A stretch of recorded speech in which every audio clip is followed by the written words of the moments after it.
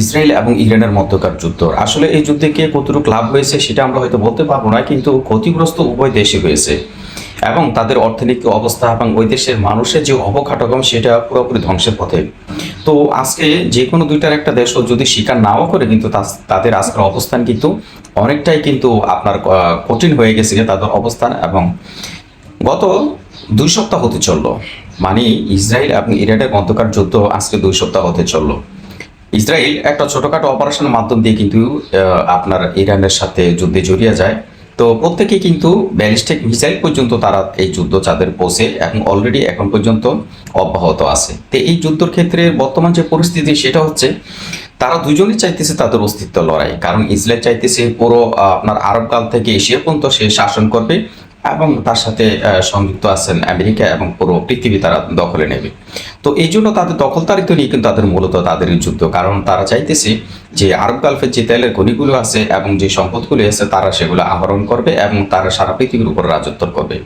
আর Iran তো অবশ্য কিছুদিন আগে থেকে তারা ঘোষণা দিয়েছে যে তারা কারো অধীনে তারা কোনো কিছু করবে না, যেহেতু তারা ফ্রিডম, তারা নিজেদের সমস্ত কিছু করবে। সেই জন্য তাদের অর্থনীতি থেকে শুরু করে তাদের প্রত্যেকে তারা নিজেরাই কিন্তু সাজিয়ে নিয়েছে, তারা কারো উপর ডিপেন্ড করে না এবং বাহিরের দেশে কোনো ডলার উপরে তারা ডিপেন্ড করে না।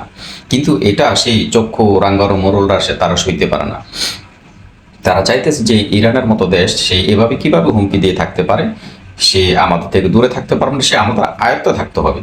তো মূলত এই বিষয়গুলো নিয়ে যুদ্ধ। আর ইসরায়েল তো সবসময় সে আপনার জোরপূর্বকভাবে বলতে গেলে একটা জুলুম নির্যাতন উপর দিয়ে সে কিন্তু সবার উপর স্টিম রোলার চালাইতেছে।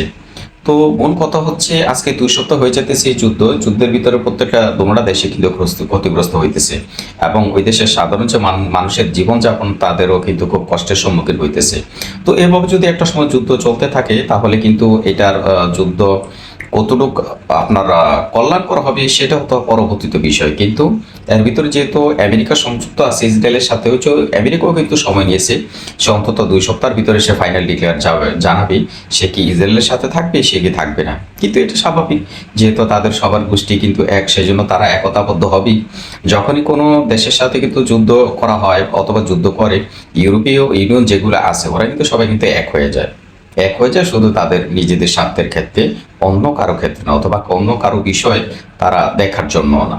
পৃথিবীর বুকে যেটা একটা শান্তি মিশন যেটা আছে আমরা জানি ইউরোপের দেশে, সেটা শুধু নামই আছে, শুধু ওদের স্বার্থের জন্য কিন্তু ওরা ব্যবহার করে।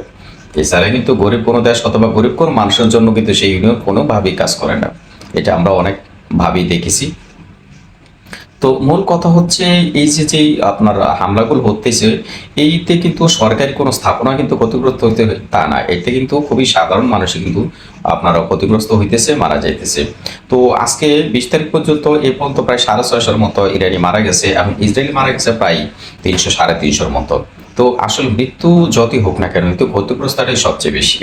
কিন্তু আজকে যদিও মধ্যপ্রাচ্যের দেশগুলো বিভিন্ন দেশের প্রধানরা তারা চাইতেছেন যে এই মধ্যস্থতা করে এটা যাতে একটা সমাধানে আনা যায়, কিন্তু সমাধান তো তখনই হবে যখন ইরানের যে ক্ষতি করা হলো এটা যাতে তারা পরিপূর্ণ ক্ষতিপূরণ দেয়। এবং তারা কিভাবে দেবে সেটা তারাই ভালো করে জানে, কিন্তু তারাও চাইতেছে ইরানের কাছে কখনো মাথা নত করবে না, ইরানকে মাথা নত করতে হবে। তারা এইটাই চাইতেছে, এই জন্য কিন্তু যুদ্ধটা চালিয়ে যাইতেছে। আসল মূল কথা হচ্ছে কি জানেন, আরব গালফে যেহেতু তেলের খনি আছে, কারণ তাদের পৃথিবীতে দাদাগিরি করতে হইলে আকাশপথে দাদাগিরি করতে হবে, জমিন দিয়ে তারা দাদাগিরি করতে পারবে না, কারণ সেই শক্তি সাহস তাদের নেই, যত কিছু থাকুক না কেন, যতই প্রযুক্তি, কিন্তু তাদের আকাশপথেই চলতে হবে। এই জন্য তাদের তেলের প্রয়োজন। আর এই তেল লুণ্ঠন করার জন্য কিন্তু মূলত তারা আরব গালফের দেশগুলোতে তারা কিন্তু এরকম অভিযান চালিয়ে থাকে, আমরা বিভিন্ন সময় দেখেছি। মূল কথা হচ্ছে আসলে এই যেই লড়াইটা বর্তমানে চলতেছে, এই লড়াইটা কারোর জন্য কল্যাণ বয়ে আনবে না। আর এভাবে চলতে থাকলে একসময় আশেপাশে যতগুলো দেশ আছে প্রত্যেকেই ক্ষতিগ্রস্ত হবে।